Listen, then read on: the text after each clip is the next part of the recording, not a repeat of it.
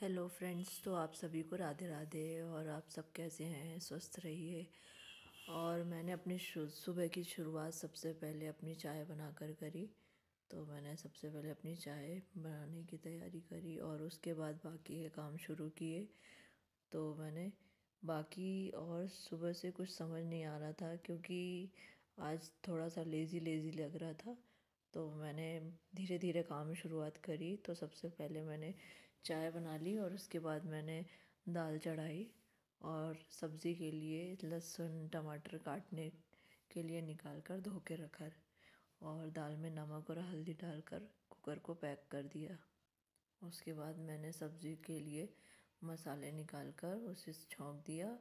सब्ज़ी के मसालेदानी में मसाले कम हो गए थे तो पहले उसमें सारे मसाले भर कर रखे क्योंकि बहुत जल्दी जल्दी ज़रूरत होती है और फिर आटे से हाथ भरे हुए होते हैं कभी किसी चीज़ से, तो फिर भरने में सब हाथ से डब्बे पकड़ो तो गंदे हो जाते हैं। इसलिए मैंने सबसे पहले मसालेदानी में मसाले भरे, टमाटर काटे और सब्ज़ी को छोंका और फिर उसके लिए दाल को भी बघारने की तैयारी करके रखी थी बाकी चीज़ों के लिए।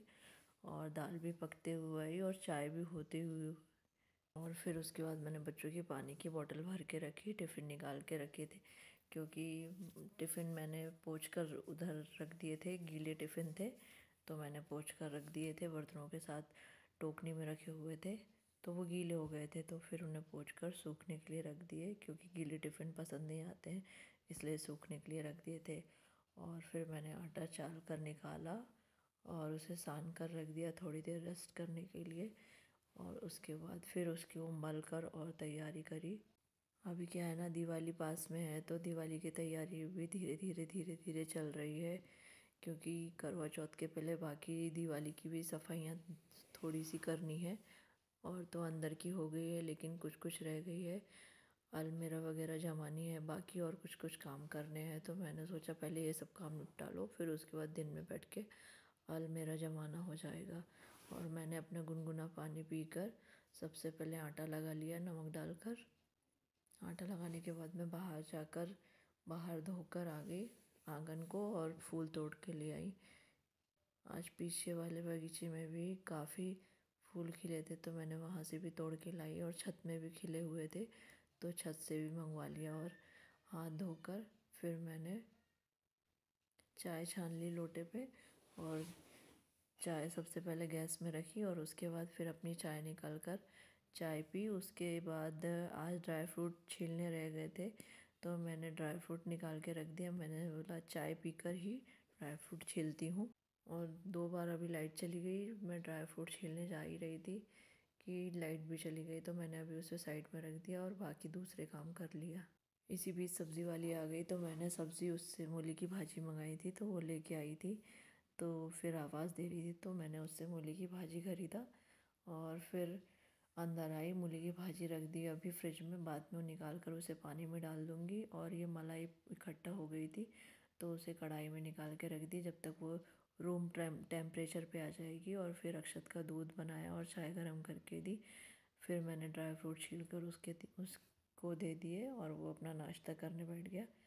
इसके बाद मैंने बाकी के अपने काम ख़त्म करे।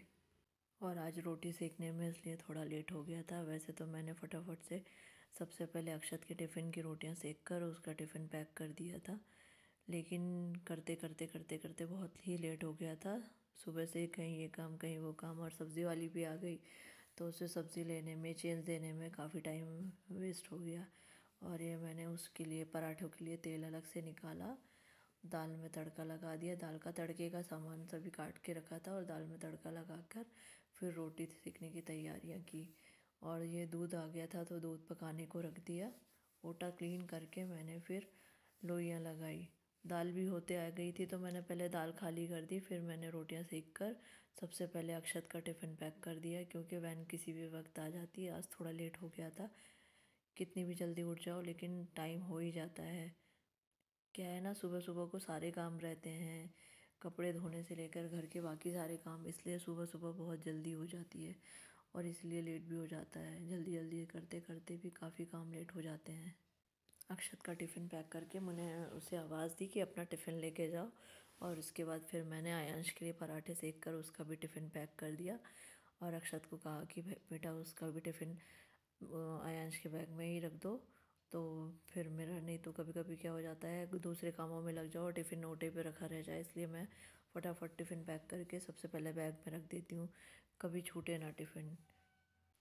और अक्षत शूज़ पहन के बोला मम्मा मैं आता हूँ और टिफ़िन रखता हूँ, क्योंकि शूज़ उसने नहीं पहने थे, पहले बाकी के काम करता है फिर शूज़ पहनता है।